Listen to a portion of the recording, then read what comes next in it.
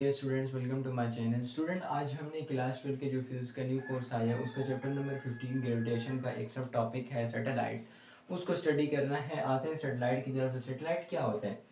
कोई भी चीज़, कोई भी ऑब्जेक्ट जो कि अर्थ के इर्द गिर्द क्या करे, रिवॉल्व करे। जिस तरह कि ये अर्थ है तो अर्थ के इर्द गिर्द क्या करे, रिवॉल्व करती रहे कॉन्टीन्यूसली, तो वो हमारे पास सैटेलाइट कहलाते हैं। ठीक है, कोई भी ऐसा ऑब्जेक्ट जो अर्थ के इर्द गिर्द क्या करे, रिवॉल्व करे अपने ऑर्बिट के अंदर। ऑर्बिट एक स्पेसिफिक पाथवे होता है, तो उसके अंदर जब कोई भी ऑब्जेक्ट अर्थ के इर्द गिर्द रिवॉल्व करता रहे तो हमारे पास सैटेलाइट कहलाता है। अब there are two types of satellite, the first one is artificial and the other one is natural. अगर हम बात करते हैं सैटेलाइट की तो इसमें दो किस्म के सैटेलाइट आते हैं, एक आर्टिफिशियल सैटेलाइट है और एक हमारे पास नेचुरल सैटेलाइट है। आर्टिफिशियल वर्ड से ही जाहिर हो जाता है, यानी मैन मेड ऑब्जेक्ट होगा। तो आर्टिफिशियल सैटेलाइट की अगर हम बात करते हैं तो कोई भी मैन मेड ऑब्जेक्ट जो कि अर्थ के इर्द गिर्द क्या करे, रिवॉल्व करे, इंसानों ने बनाया हो कोई भी ऐसा ऑब्जेक्ट जो कि अर्थ के इर्द गिर्द क्या करे, रिवॉल्व करे, तो वो हमारे पास आर्टिफिशियल सैटेलाइट कहलाता है। और हमारा जो आर्टिफिशियल सैटेलाइट है वो कौन सा है? ग्लोबल पोजीशनिंग सिस्टम, जीपीएस हमारा एक आर्टिफिशियल सैटेलाइट है जिसको हम ग्लोबल पोजीशनिंग सिस्टम भी कहते हैं। अच्छा, उसके बाद आते हैं नेचुरल सैटेलाइट की तरफ। तो नेचुरल सैटेलाइट की अगर हम बात करें तो नेचुरल हमारे पास यानी कोई भी ऐसा ऑब्जेक्ट जो नेचुरली अर्थ के इर्द गिर्द क्या करे, रिवॉल्व करते रहे, यानी उसमें इंसानों का किसी भी किस्म का कोई भी दखल ना हो। ठीक है, तो वो नेचुरली जब कोई भी ऑब्जेक्ट अर्थ के इर्द गिर्द रिवॉल्व करता रहे वो हमारे पास नेचुरल सैटेलाइट कहलाता है। जिस तरह कि मून, मून अर्थ का एक नेचुरल सैटेलाइट है जो कि जो कि हमारे पास इंसानों ने नहीं उसे बनाया, बल्कि वो नेचुरली क्या करे, अर्थ के इर्द गिर्द रिवॉल्व कर रहा है। तो moon is the natural satellite of the earth. अच्छा, आते हैं अब हम सैटेलाइट की तरफ। अब हमने फाइंड क्या करना है? हमने फाइंड करना है सैटेलाइट की ऑर्बिटल वेलोसिटी को।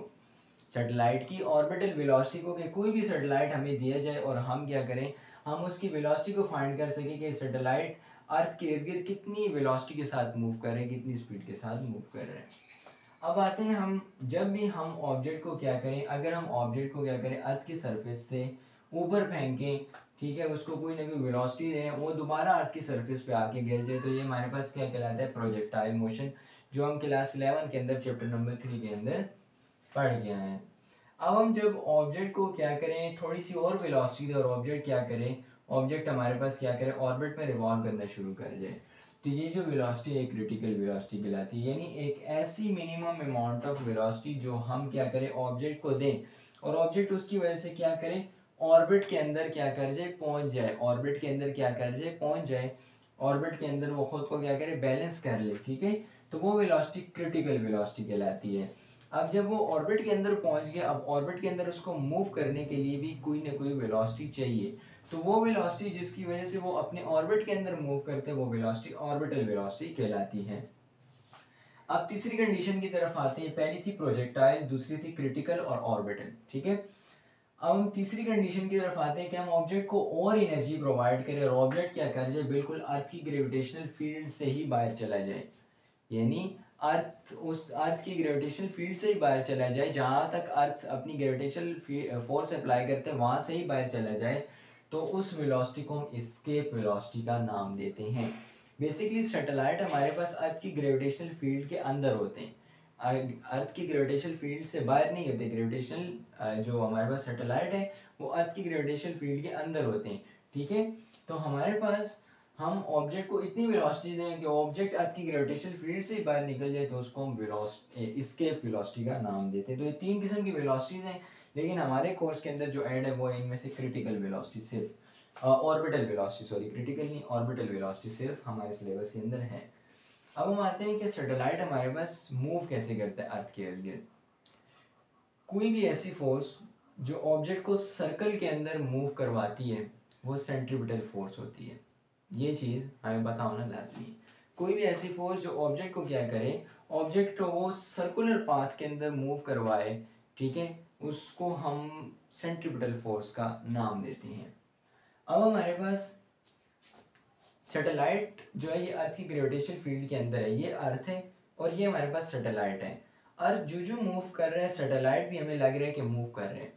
सैटेलाइट इस पोजीशन के ऊपर है, अर्थ इस पोजीशन पे, अर्थ इसके ऊपर क्या करे, अपनी ग्रेविटेशनल फोर्स अप्लाई कर रहे हैं। अब जैसे ग्रेविटेशनल फोर्स अप्लाई होती है सैटेलाइट के ऊपर तो सैटेलाइट क्या करता है, गिरता है। अब जब वो गिरता है तो अर्थ क्या करती है, अर्थ तो रोटेट कर रही है, तो अर्थ क्या कर जाती है, नीचे से निकल जाती है। फिर वो भी क्या हो जाता है, जब गिरता है अर्थ नीचे से निकलती है तो वो इस तरह हो जाता है। फिर अर्थ क्या करे, इस पर ग्रेविटेशनल फोर्स अप्लाई करती है, तो अर्थ जैसे ग्रेविटेशनल फोर्स अप्लाई सैटेलाइट और गिरता है तो अर्थ नीचे से फिर रोटेट कर जाती है, निकल जाती है। फिर इस तरह होते होते ये सैटेलाइट क्या, हमें लगता है कि ये सैटेलाइट मूव कर रहा है, रिवॉल्व कर रहा है अर्थ के इर्द गिर्द, जबकि ऐसा है नहीं। जबकि वो सैटेलाइट जो वो गिर रहा होता है कॉन्टीन्यूसली, वो अर्थ के ऊपर गिर रहा होता है, लेकिन अर्थ चूंकि नीचे से निकल जाती है तो वो दोबारा जो है ना क्या हो जाता है, अर्थ के ऊपर नहीं गिर पाता। तो अर्थ की जो ग्रेविटेशनल फोर्स है यहाँ पर क्या कर रही है, सैटेलाइट को सर्कुलर पाथ में मूव करवा रही है। ठीक है, अर्थ की ग्रेविटेशनल फोर्स यहाँ पे सैटेलाइट को क्या कर रही है, सर्कुलर पाथ में मूव करवा रही है। तो अर्थ की gravitational force as a centripetal force act करेगी। तो हमारे पास हम ये एक्सप्लेनेशन पढ़ लेते हैं। Consider we have a satellite of mass m revolving around the earth with the orbital velocity v not.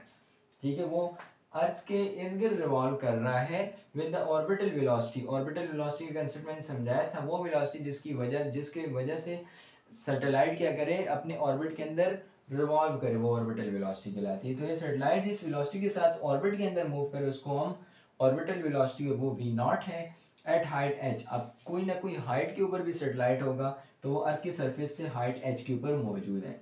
अब the earth gravitational force act as a centripetal force.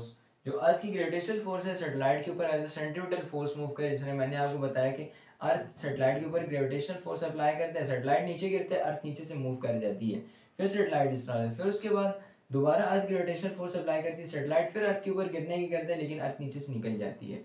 तो इस तरह वो सैटेलाइट क्या कर रहे हैं, मूव कर रहे हैं। हमें लगता है कि सैटेलाइट मूव कर रहा है, हालांकि वो मूव नहीं कर रहा, वो अर्थ के ऊपर गिर रहा है। ठीक है, और तो ये हमारे पास था ये। अब यहाँ पर हमने क्या कहा कि सेंट्रीपिटल फोर्स क्या कर रही है, act as a gravitational force. Gravitational force की एक्ट करी तो हम इन दोनों फार्मूलाज को कंपेयर कर लेते हैं। ठीक है, सेंट्रीपिटल फोर्स का फार्मूला क्या है, M V square divide by R, और ग्रेविटेशनल फोर्स का क्या फार्मूला है, G M E divided by G M divided by R का स्क्वायर। यहाँ पे ये जो मैस एम है और ये जो मैस एम है दोनों कट हो जाएंगे, नीचे ये आर है, यहाँ पे भी आर है, आर और ये स्क्वायर यहाँ से कट हो जाएंगे, यहाँ पे एक आर बच जाएगा और यहाँ पे जी एम ई ऊपर बच जाएगा और यहाँ पे वी का स्क्वायर। अब ये वी का स्क्वायर नहीं बल्कि वी नॉट का स्क्वायर है, वी के साथ ये छोटा डॉट बेसिकली ऑर्बिटल वेलोसिटी को इंडिकेट करता है। यहाँ पे हमारे पास वी का square is equal to G M E divide by R. अब हमें ऑर्बिटल वेलोसिटी चाहिए, ऑर्बिटल वेलोसिटी का स्क्वायर नहीं चाहिए, तो हमने क्या करना है, दोनों तरफ स्क्वायर रूट ले लेना है। यहाँ पे स्क्वायर रूट अप्लाई करेंगे तो ये स्क्वायर जो है ये स्क्वायर रूट से कैंसिल हो जाएगा, जबकि इस तरफ कोई भी स्क्वायर नहीं मौजूद तो स्क्वायर रूट क्या हो जाएगा, स्क्वायर रूट इन वैल्यूज के ऊपर रहेगा।